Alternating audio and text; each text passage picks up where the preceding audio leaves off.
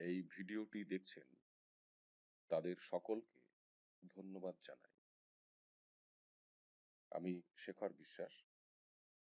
এই ভিডিওটি হলো স্কুলে যে বিভিন্ন সময় বিভিন্ন পরীক্ষা হয় বিভিন্ন ক্লাসের একসাথে, বিশেষ করে 3টি ক্লাসের একসাথে পরীক্ষা হয়।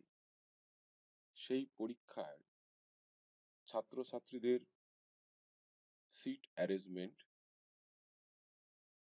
করা, কোশ্চেন কাউন্টিং করা, রুম ওয়াইজ অ্যাটেন্ডেন্স শিট তৈরি করা, এই কাজগুলি এই এক্সেল শিটের মাধ্যমে খুব সহজে এবং খুব কম সময়ের মধ্যেই সম্ভব।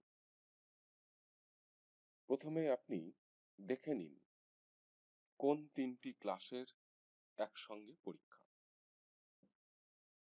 দ্বিতীয়, প্রতিটি ক্লাসের সেকশনগুলিতে যদি বয়েজ এবং গার্লস একসঙ্গে রোল থাকে এবং তাদেরকে আপনি আলাদা আলাদা রুমে সিট অ্যারেঞ্জমেন্ট করতে চান, তাহলে তাদের রোলগুলিকে বয়েজ ও গার্লস আলাদা করে নিন।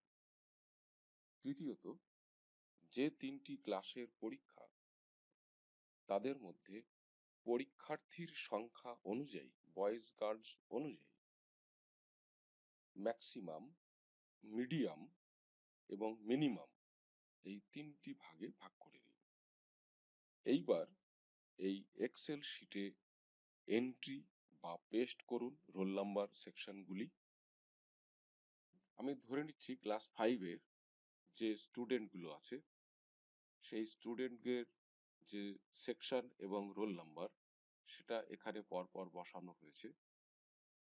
ক্লাস 6-এর সেকশন রোল নাম্বার বসানো হয়েছে, ক্লাস 7-এর সেকশন রোল নাম্বার বসানো হয়েছে।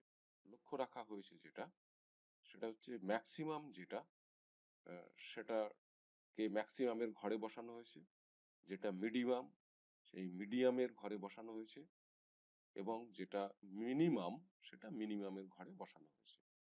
এখানে উপরে অপশনে আপনাকে দেখানো হয়েছে ম্যাক্সিমাম, মিডিয়াম, মিনিমাম। আপনি এখানে বয়েজ অর গার্লস এটা আপনি এখান থেকে সিলেক্ট করে নিতে পারবেন। এখানে রোল নাম্বার গুলো বসানোর পর আপনার কাজ হচ্ছে যে কোন কোন রুমে আপনি পরীক্ষার্থীর জন্য অ্যালট করছেন সেই রুম নাম্বার গুলো আপনি লিখুন এবং সেই রুমে কতগুলি বেঞ্চ আপনি অ্যালট করছেন সেই সংখ্যাটাও আপনি লিখুন। ধরে নিন 3 নম্বর রুমে 17টা বেঞ্চ নেই, আমি এখানে 10টা বেঞ্চ করলাম। তখন কিন্তু পরীক্ষার্থীর সংখ্যা অনুযায়ী 4 নম্বর রুমে সেটা অটোমেটিক অ্যালট হয়ে যাবে এবং সেটাতে কতগুলো বেঞ্চ লাগবে সেটাও সে দেখাবে।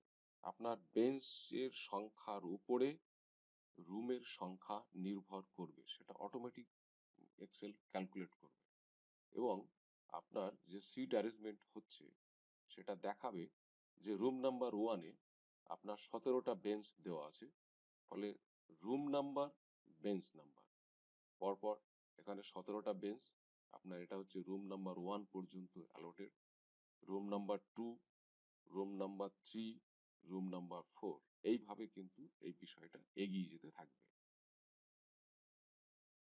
আর এখানে আসছে আপনার কোশ্চেন কাউন্টিং শিট। কোন কোন রুমে কোন কোন ক্লাসের কতগুলো করে কোশ্চেন লাগবে সেটা এখান থেকেই পাওয়া যাবে।